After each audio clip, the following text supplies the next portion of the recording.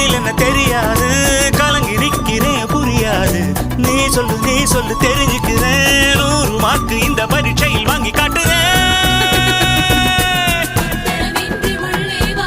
சக்கரை இனிக்கிற